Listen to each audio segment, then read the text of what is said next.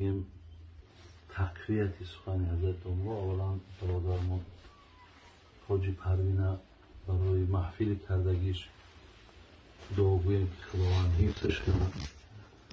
به سبب این با شما ملاقات میکنیم، شما را میبینیم و خواجه حافظ دو مصرع داره، میگه ای کبگ خوش خرام کجا میروی بیست غرم مشو که گربه زاهد نماز کرد.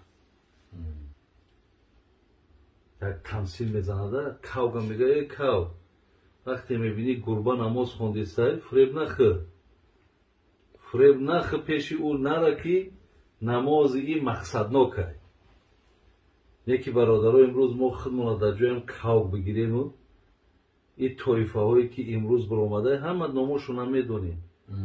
یکی از همون مردمی اشته اما ابو محمد مدنی که امروز برآمده که بغیر خودش یا یگان کسا که بود درگیردش ابله دیگه بگیم یا ساده دیگه یگان مسلمان در روی عالم مسلمان است. از اون جمله نه تنها تاجیکستان، اونم یک عبدالغنی بدری که تفسیر درس میگه زایدون، محمد انصاری، عبدالرحمن فاتح، خب اکا همویش که در اینترنت ببینیم شون در روی همش کریز زدگی های مقصد همه یا کافرن همه یا مرتدن نفرهایی که روزی درست درس میگن با بگیم اکا مایلش این تاجیکستان در ای بابای داملا حکمت الله سرکردگی و تا مثال شخصیتی ما و تا کسی باشد شما اینترنت در روی تهمت نیست برادرها.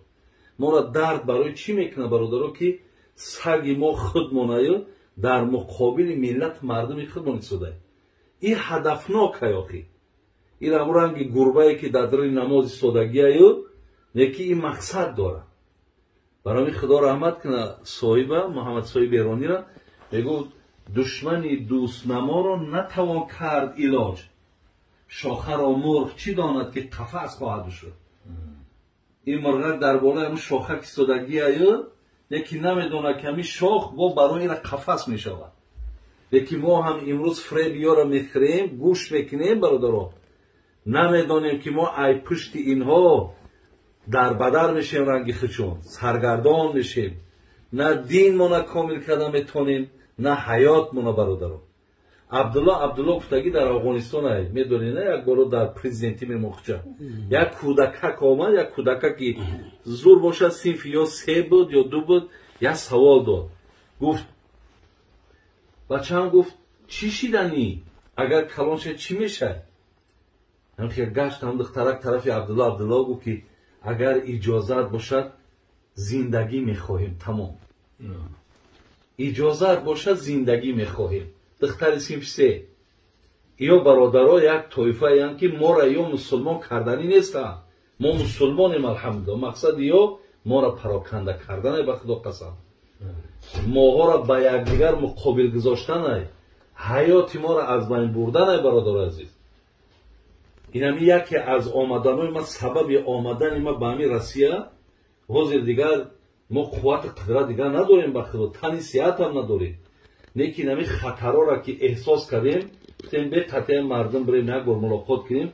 من مسئولم، من باید که بگم که الان چه خیلی حدیثایی را که داملا خان شما بین که پیغمبر از خارج شدن اینا علاقه 14 عصر پیش ما را گفتگیه که اینا همین خیلی آدما یا حضرت علی را کافر گفتگیه دیگر ما ترا یا رها میکنم. برادر عزیز برای همین حقیقتا برادرها بسیار احتیاط کنین در مسئله مثال همینا در هر جا شیشتین این همین ثبتایی که وزی کردیستین همینا را در دیگر ها بتین گوش کنن مردم از همینا نجات بیاون. برادر عزیز یه همین ابو محمد مدنی ای با وجود همین ابو عمر ابو مریم ابو سهیل کیمتی ای با مثال نو ابو عبیدالله متوکل عبدالله نو عبدالظاهر داعی باز یک گندگی کار دچیه که شما رو مدرسه فهمیدم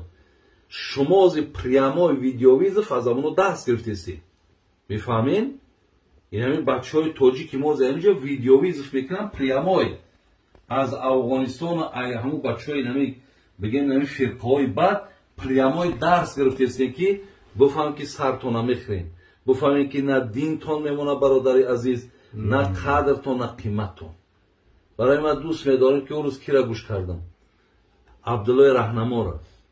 اگر در یوتیوب هم را گوش کنیم برادرها، درباره تاریخ مردم ما شما گپ میزنه، میگه در پیش یونسکو دا میگه وقتی رفته میگه 4 نفر همین که در یک صفحه نشستگی هیکلشون کردن، 4 نفر نشستگی هم میگه نویسندگی بزرگترین دانشمندای روی عالم کیای؟ یک ولی ابن سینا، یک عمر خیام، یک ابو ریحان بیرونی، یکش زکریای رازی. 4 تاجیک دانشمندانی بزرگ جهان. آیا ما تاجیکا با ما افتخار نکنیم؟ این 4 ابله‌ای که ما را نمیمانند یا که مثال مردم همه ما را کافر تا مولای روم یا کافر میگن، این گپی ابله‌ها که هیچ تاثیر نداره. لیکن ما اجدادا و اولادای خودمون برادر عزیز باید که حتما به قدر اینا رسیدن افتخار کنیم برادرها، به خدا قسم افتخار کنیم که تاجیک ما چقدر بزرگا و چقدر دانشمندا داشتن.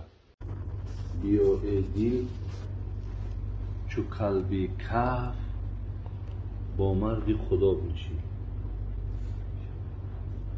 بیا ای دل چو قلبی کف با مرد خدا بنشی. گریزان شو ز غافل با گروهی پارسا بنشی. چرا رنجوری این درد غفلت را نمیدانی؟ طبیبی حاذق را یافته نزدی دوا بنشی. برادر عزیز و گرامی، از استقبال و از مهمان نوازی هایی که برادرای ما هر روز الله برکت دنیا و آخرت نصیبتون کنه انجام دادیستین، خداوند این مهنت ها و محبتاتون رو به درگاهش قبول کنه و خدای مهربان عمر درازی با برکاتی به آفات نصیبتون کنه و الله مهربان هر آرزوهایی که در دلهاتون دارین خداوند با فضل کرمش حاصل گردانه. برادر عزیز و گرامی، جناب ابو سعید خدری راوی حدیث است.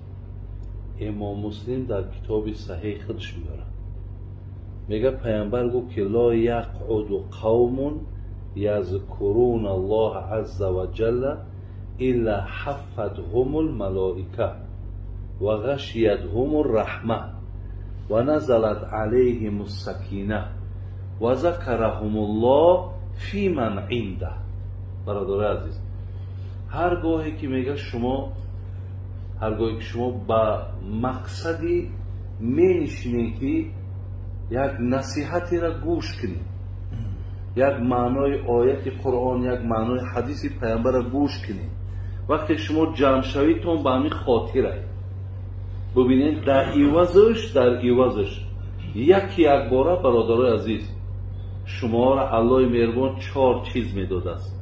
حفظهم الملائکه، یکم در حال ما را ملائکه ها احاطه میکنند، ملائکه های رحمت الهی ما را احاطه میکنند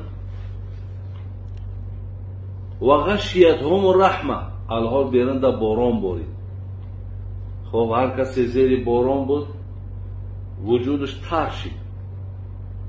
میگه در همین محفل رحمت الهی در بالای سر شما مثل باران میبارد، مثل باران در همین محفل رحمتش میباریده. یعنی الله را راضیگیش در همین محفل بده است. نزلت علیهم السکینه، دوام حدیث. در این لحظه که از شما می نشینین و 20 دقیقه و نیم ساعتی که گوش میکنین، پیامبر گرامی گفت که سیوم چیزی که الله با شما میده در شما آرامش پیدا میکنه. ولی دیدین در قرآن ما سوره رعد داریم. در سوره رعد الله میگه الا بذکر الله تطمئن القلوب. میخوای که آرامش پیدا کنی، الله میگه با یاد من یگانه میتونه که شما خودتون آرام کنی. یاد من شما را آرام میکنه.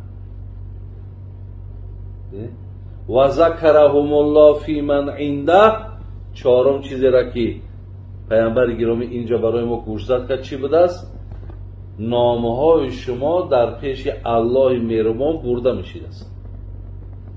هر یک نفر شما را در روی خطی که می نویسند ملائکه ها که کیا هستند پیش الله دا می بردن که این امینها در همون محفلی که رحمتی تو بود آرامش برای اونها داده بودی، ما در همون جا بودیم، اینها در همون محفل اشتراک کرده بودند. بعد این الله مهربان این روی خط وقتی که می دیده است، بعد می دونیم چی می گفته است؟ می گفته است که اشهدوکم، همه تا شاهد می گیرم، ملائکه ها را شاهد تان می گیرم انی قد غفرت لهم. شما را شاهد می گیرم که همون محفلی که رفتن و نشستن و مقصد وقت چون نگاه نکردن و از همون لحظه استفاده بردن، شما را شاهد میگیرم که همه لغزش کمبود و خطاهاشون الله گفت من میبخشم، مغفرتشون کردم. با توفیل یعنی که برادرها این مهربانی الله را بین که تمام طعامهای با لذت میخوریم، تمام نوشابه های با لذت مینوشیم، در جای هستیم که یگان مقصد گوییم نه جای گرمی و نه جای سردی که اذیت بکشیم، با مجرد از جامون خستن گناهامون بخشیده می شود. این بسیار یک محفلی خیلی هست برادرها، بسیار یک محفلی با برکاتی هست. لیکن من در همین محفل برادرای عزیز از همین آمدگیم دو چیز برای شما تاکید میکنم و میرم. اگر الله برای ما عمر داده باشه و ما پگاه اگر سفر کنیم و مثال بعدا بریم با تاجیکستان، لیکن همین دو چیز در ذهن تان بگیرید. یکم برادرای عزیز آنچه برای شما در کار لازمه، من که در سفرهای پیش من گفته بودم برای که قطعی خاندانای بسیاری برادرها را من در خانه‌شون مهمان شدم. من یک آمدگیم در 50 روز میستادم، 60 روز میستادم. قطعی اینا قاری بودن، داملا بود، ما میگشتیم که هر یک نماینده شهرها می آمدن ما را میبردن. از بس که ولی این سال این خیلی وضعیت بود، ما برای هیچ کس دیگه در این امکانیت این سال شرایط ندادیم. ما گفتیم همینجا که دعوتیم از همینجا پس میگردیم، مقصد دیگر جایی را قبول هم نکردیم برای وضعیت این روزا به همه معلومه برادران. لیکن همون زمان هم میومم میگفتم، من وقتی قطعی فرزندای شما صحبت میکردم، فرزندای شما زبان تاجیکی را نمیدونستند.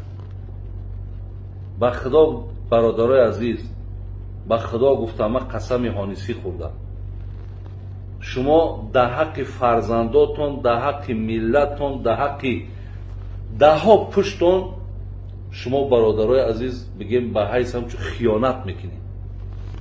وقتی فرزندای شما زبان گم میکنن، وقتی زبان تاجیکی را فرزندای شما گپ زدن نمیتونن، شما گناهگاری بسیار در پیش خداوند، سخت گناهگاری.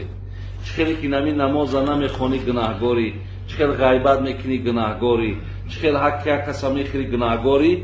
انمی زبانی که همه آدم فراموش میکنه، خب شما در همون که سببگار شدگین، شما حتما در این هم گناهگارین و فردا همی فرزندا اگر کمتر به عقل شوند با عیاقه تو میگیره که آخی چی در داشتی که در همین خانه قطیمه با زبان همین شیوه بگیم زیبای تاجیکی قطعی چی با صحبت نکردی که ما همین زبانی ما بین رفت چی با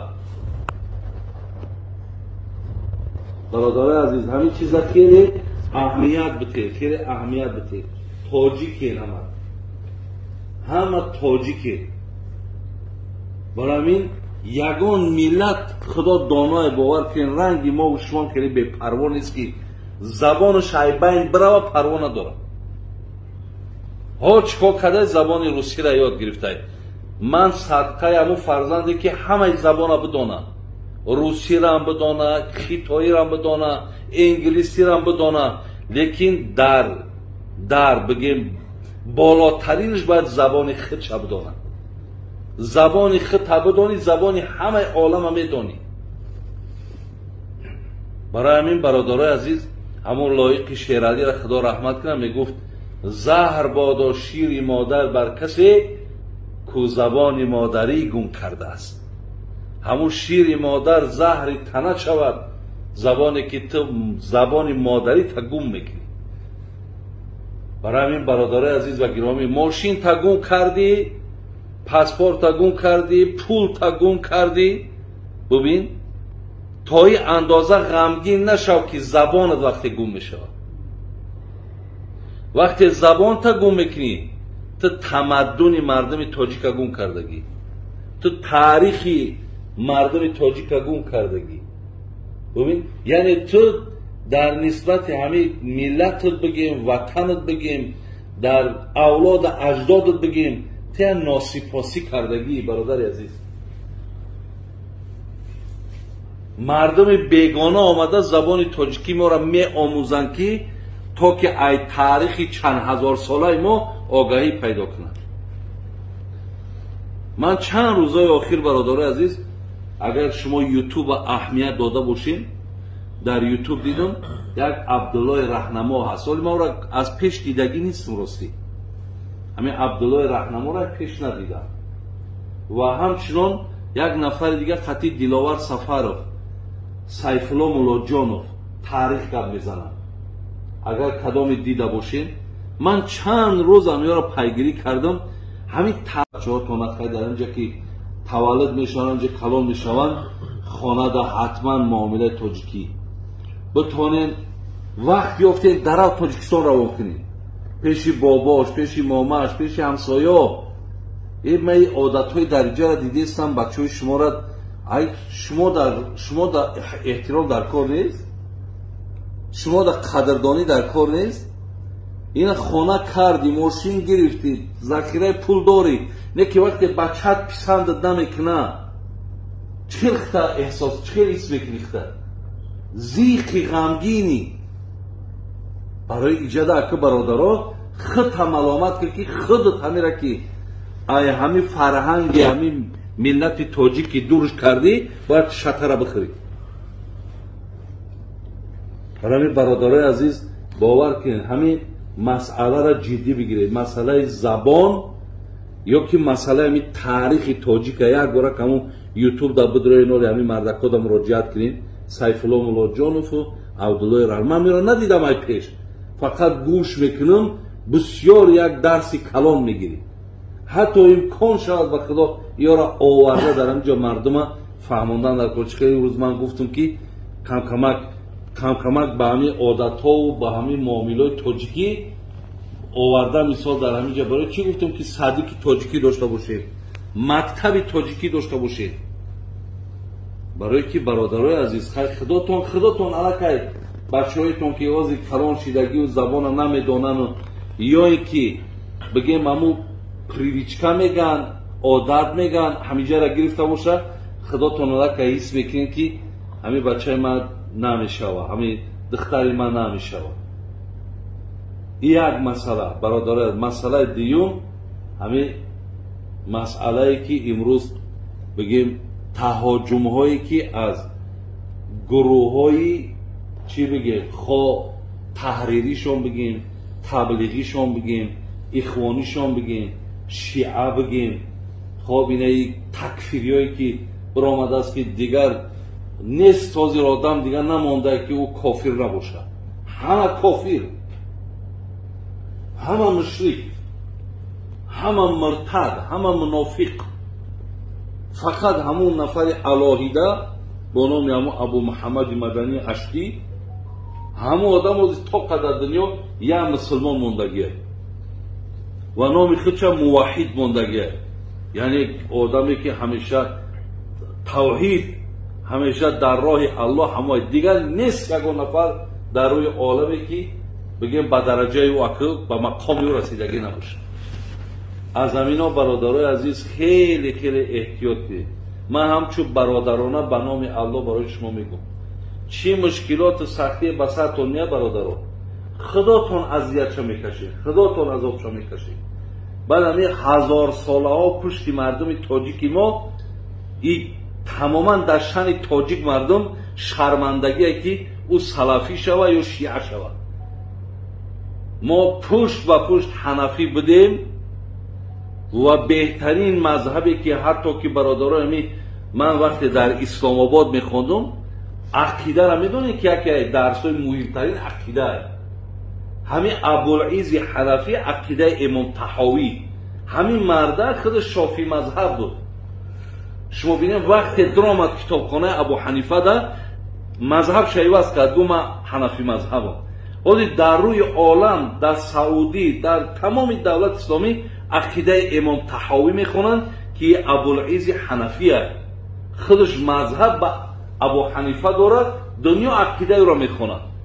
ای بگیم چهار سگی به عقلی به فراست برای آمدن چی میگن؟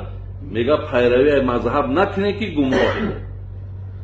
ولی همه گروه تکفیری ها با 6 قسم با تقریبا 6 گروه دیگر با دادرشون دارن برادران.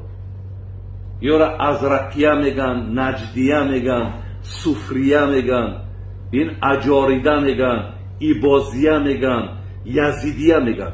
6 گروه دیگر دادرشون دارن. همین نجدیهش امو سلفی تکفیریه که رنگ شیعه ولی عقیدهش پنهان کرده نمیگه که معمولیه. خطیب ملایی رفتی سه احساس در درن امو بگیم حلقش میدروی بعد یکی میفهمی که دیگه دیر میشه. برای همین از این مذهبی خودمون برادرای عزیز شما پیروی کنین.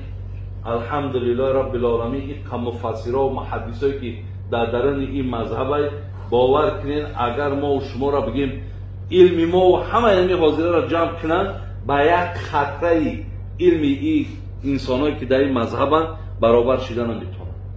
در من اسلام آباد میخوندم اینترنشنال یونیورسیتی تایوای در اونجا قریب 70 فاکولتت بود غیر اسلامی نه که فاکولتت دیپلمات تیار میکردی را از عقیده ابو حنیفه قطع میکنن. دیپلمات تیار میکردی عقیده ابو حنیفه میخونن که یک بگیم اینترنشنال بین المللی است. امروز در این نفرها برآمده است از ابو حنیفه ایراد میگیرن که به این حدیث نرسیده یا از عقل خودش گپ میزنه. من همین خطا میگم برادران که همچنین برادر شمایون احترام میکنید قدردانی میکنید نه بری بالا دا میشنونید یک پیاله چایمون میتین ایروی دوستی میگم تو پیروی مذهب تون کنید. هر کی چیزی میگن نمیگه اونها را تماما حتی نگاهشون نکنید. نگاه کردن و گوش کردنشون گناهه. برای اندیشه شما که بی‌سوادین، شما که ساده‌این در اون مقصد در فکر اندیشه و میرید. در عقیده ما اهل سنت مرتکب گناه کبیره را کافر نمیگن. نمیگه یک آدم اگر نماز نخونه برادران کافر گفتن ما حق نداریم. ببینید یک کس اگر به شرط عرق بنوشه ما کافر گفتن نمیتونیم. زنا کنه ما کافر گفتن نمیتونیم. برای چی؟ شرط داره. یکی شرط چمه که ما لم یستحله این عقیده همین عقیده متحوی ده میگه مادامی که امر حلال نشماری. ببینید میدونه گناه میکنه گناهگاره.